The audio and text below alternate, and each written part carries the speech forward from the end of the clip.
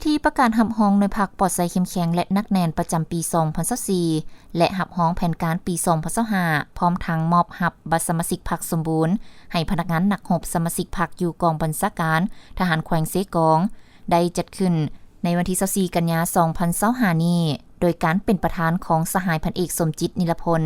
รองเลขาคณะพรรคหัวหน้าการเมืองกองบัญชาการทหารแขวงเสกองมีสหายพันเอกศรีดาวงศ์ดวงปานีคณะประจำพรรคประธานกวดกาหัวหน้าห้องการเมืองกองบัญชาการทหารแขวงเสกองบรรดาสหายคณะพรรคคณะบัญชาองค์การ5ห้องแผนกการเกี่ยวข้องพนักงานนักรบและบรรดากรมกองขึ้นกับเข้าร่วมสหายห้อยเอกสุขสวรรค์บุญต่อนอแก้วห้องหัวหน้าแผนกจัดตั้งพรรคทหารแขวงเสกองได้ผ่านมติตกลงของคณะพรรคกองบัญชาการทหารแขวงเสกองว่าด้วยการอนุมัติเปิดพิธีหับฮ้องเอาหน่วยพรรคปลอดภัยเข้มแข็งนักแน่นประจำปี 2024 และหับฮ้องแผนการปี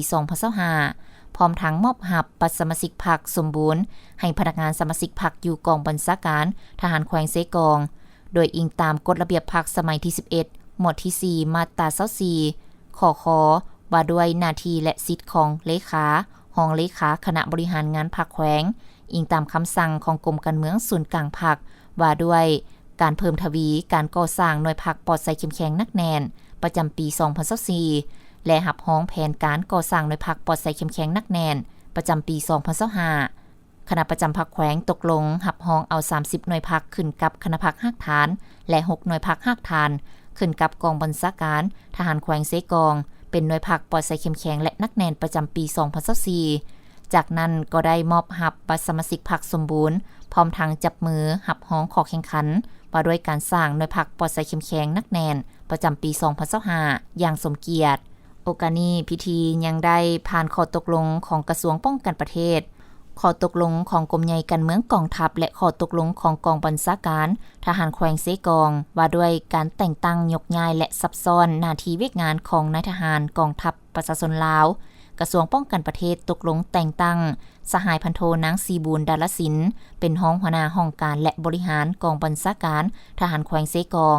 แต่งตั้งสหายพันตรีดวงใจธรรมวงศ์เป็นหัวหน้าแผนกแผนการสั่งรวมและแต่งตั้งสหายพันตรีใจเพชรจุมไพหลวงเป็นห้องแผนกแผนการสั่งรวมกองบัญชาการทหารแขวงเสกองจากนั้นพิธีก็ได้แต่งตั้งรักษาการหัวหน้าและห้องแผนกค้นคว้าสั่งรวมวิจัยข่าวขึ้นกับห้องการป้องกันชาติป้องกันความสงบแขวง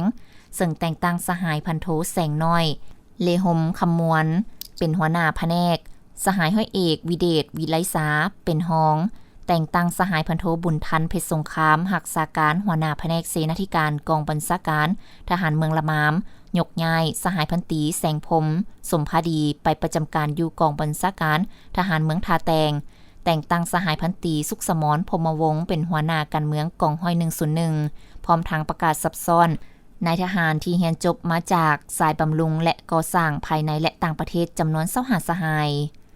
โอกาสนี้สหายพันเอกสมจิตนิรพลก็ได้แสดงความย่องยอสมเสยและเรียกร้องให้คณะพรรคคณะบัญชาหน่วยพรรคแต่ละขั้นและพนักงานที่ได้รับบัตรสมาชิกพรรคสมบูรณ์พร้อมกับพนักงานนายทหารที่ถูกแต่งตั้งและยกย้ายซับซ้อนไปเฮ็ดหน้าที่ใหม่จงพร้อมกันเอาใจใส่เพิ่มทวีความเป็นเจ้าการรักษามวลเสื้ออันดีงามและผลสำเร็จอันโดดเด่นไปพันขยายเข้าในหน้าที่การเมืองให้เกิดดอกออกผลอย่างจบงาม